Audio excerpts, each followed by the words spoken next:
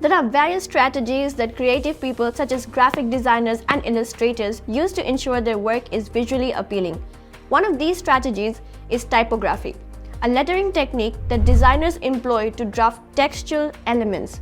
If you're interested in typography, today's video will be helpful for you to learn more about this practice and how you can develop your skills. But before we begin to learn about typography, make sure to subscribe to Intellipaat's YouTube channel and click on the bell icon to never miss any update coming from our team.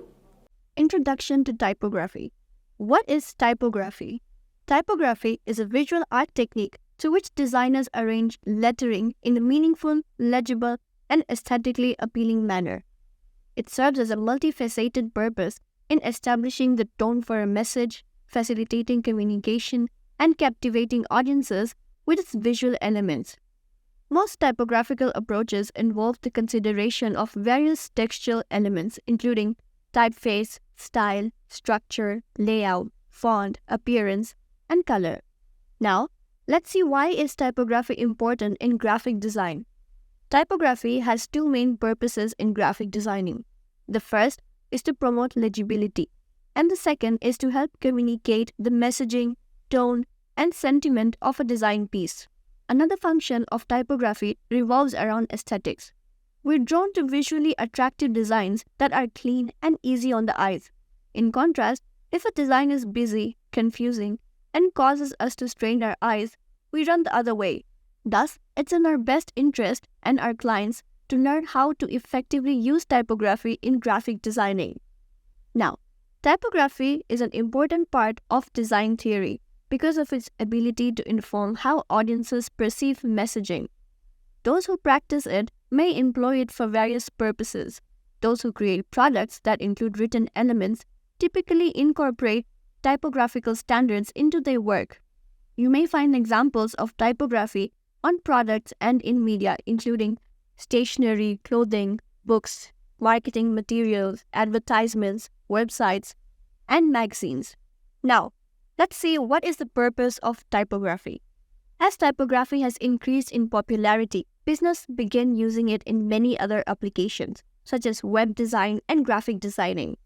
Now, let us see what are the basic typography terms. So first, we have typeface.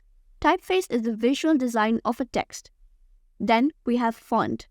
Font refers to the weight, size, slope, width, or arrangement of a typeface. Then on number 3, we have stem. A stem is the initial stroke of a letter prior to the addition of secondary strokes. Then we have slope. The slope is the incline of a letter's stem. Then on number 5, we have weight. Now weight is the thickness of a stroke. Then on number 6, we have size. Size is the height of a text in measurements called points. Then on number 7, we have kerning. Kerning refers to the spacing between adjacent letters in a typeface. Then on number 8, we have tracking. Tracking is the spacing between all letters within a word. Then on number 9, we have baseline. A baseline is where the bottom of a letter sits and dictates a line of a text. Then on number 10, we have descender. Descender are the parts of letters that fall below the baseline of a text. Then on number 11, we have X height. X height refers to the middle axis of a typeface's total length, which is the typical height of lowercase letters. And on number 12, we have ligature. A ligature is a stroke that conjoins letters that are next to each other. Now, here is an example of Arial, Calibri, Cambria, Garamond, and Georgia. Now, moving forward, let's see how to learn typography. Now, here is a step-by-step guide on how to learn typography. So, first thing, review basic rules and elements. There are various resources such as online guides and books through which you can review the basic rules, terminology, and elements of typography. To begin your self-instruction, take advantage of these resources and familiarize yourself with the essential components of typography and its best practices. Once you have an understanding of this information, you can begin your typography practice. Then on number 2, practice customization by combining and modifying typefaces. With an understanding of typeface and the structure, you can practice customization. To do this, choose one of many specialized design software available for layout and lettering.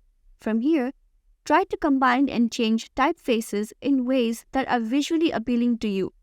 When combining, pay attention to how two typefaces interact with one another.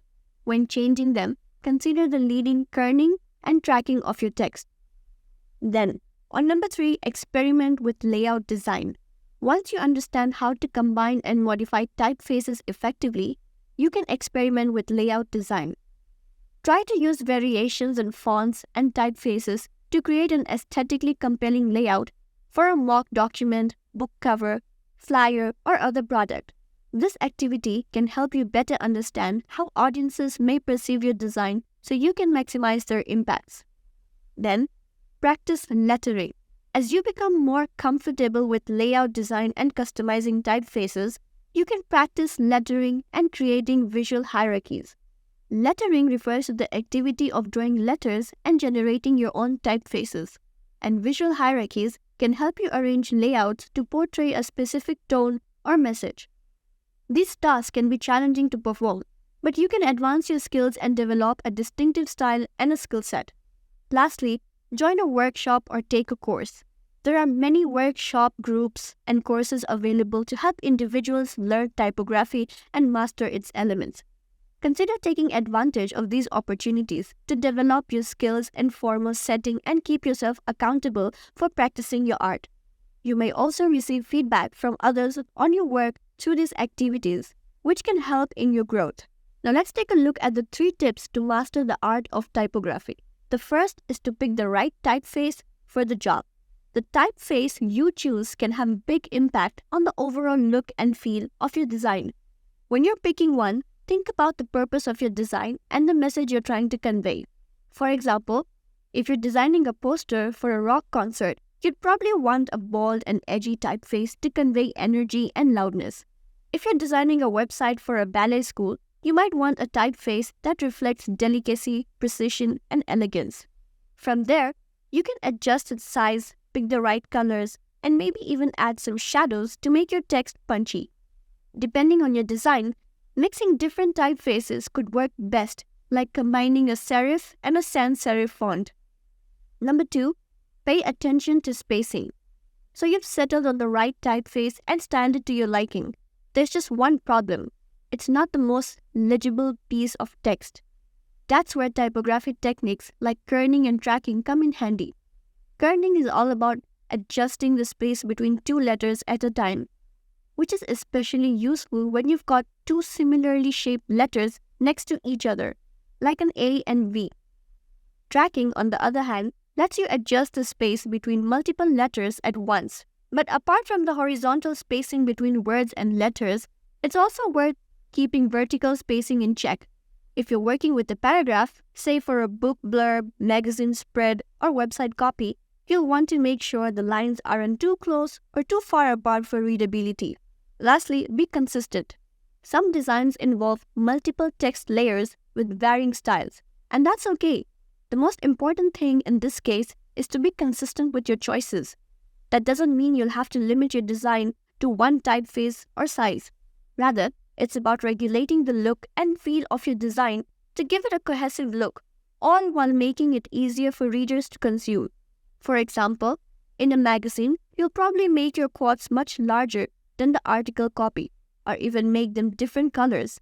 But to keep things consistent, you might want to make sure all your quotes come in the same style to easily distinguish them from your body copy. And just with that, we have reached the end of this video. Ultimately, it's all about creating designs that are both fun to look at and easy to read. So whether you're creating marketing content or designing a user interface, understanding typography will take you far. Thank you for staying tuned till the end of this video. If you have any questions, feel free to leave down a comment below. Just a quick info guys, Intellipaat offers UI UX course in collaboration with iHub Divya Sampark IIT Roorkee. Through this course, you will learn complete UI UX design thinking, interaction designs, wireframing, and guerrilla testing for a rewarding UI UX design career. This UI UX design course will be taught by IIT faculty and industry experts. With this course, we have already helped thousands of professionals in successful career transition. You can check out their testimonials on our Achievers channel, whose link is given in the description below. Without a doubt, this course can set your career to new heights. So visit the course page link given below in the description and take a first step towards the career growth in the field of UI/UX design.